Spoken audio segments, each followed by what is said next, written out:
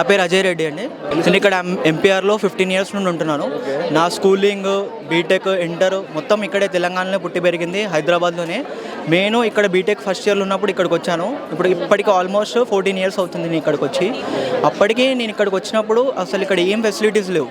Sun సిటీలో కానీ, నార్సింగ్లో కానీ అసలు డెవలప్మెంట్ అనేది లేకుంటుండే. ఇప్పుడు మొత్తం కమర్షియల్ అయిపోయింది ఈ ఏరియాస్ మొత్తం అన్నీ.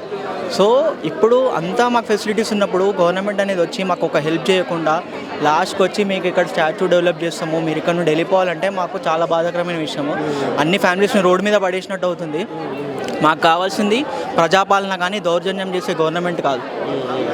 ప్రజలు ఓటేసి ఎన్నుకున్నది ఒక మంచి పని చేయడానికి, కానీ ప్రజలకి ఇబ్బంది పెట్టే పని చేయాలని కాదు. సో మీకు ఎప్పుడు తెలిసింది ఈ విషయం, నోటీస్లో వచ్చిన విషయంలో అసలు ఎట్లా నోటీసులు మీరు చూసారా? ఎట్లా నోటీస్ అనేది న్యూస్ పేపర్ ద్వారా రిలీజ్ చేస్తారు తెలివిగా. ఇండివిజువల్ ఫ్లాట్ అనేది అయితే ఇవ్వలేదు నోటీస్ అనేది. అసలు అపార్ట్మెంట్ కూడా ఒకటి అక్కడెక్కడనే ఇవ్వలేదు, అపార్ట్మెంట్లో కూడా ఇవ్వలేదు. జస్ట్ డైరెక్ట్ న్యూస్ పేపర్లో పబ్లిష్ చేస్తారు. పబ్లిష్ చేసినాక పబ్లిక్ అంతా భయపడిపోయారు. ఒకటేసారి నోటీస్ అనేది క్లియర్గా మెన్షన్ చేస్తారు. MPR A block, B block కలిసి ల్యాండ్ ఎక్విజిషన్లో వెళ్ళిపోతుంది, 60 days టైం ఉంది అనేది వాళ్ళు చెప్పారు. ఎగ్జాక్ట్ డేట్ గుర్తులేదని, జస్ట్ 1 week బ్యాక్ వచ్చింది. అప్పటి నుండి మాకు మీటింగ్స్ కంటిన్యూస్గా అవుతున్నాయి.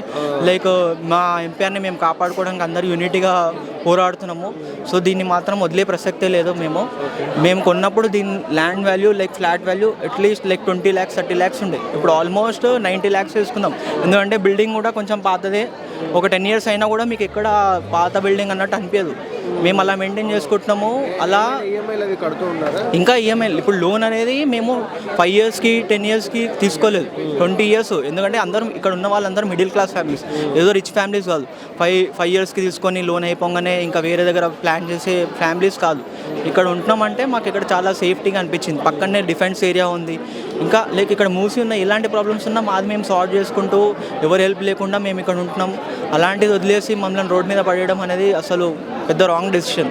సో గవర్నమెంట్ అనేది ఈ డెసిషన్ ఎంత త్వరగా వీలైతే అంత త్వరగా బ్యాక్ తీసుకుంటే చాలా మంచిది.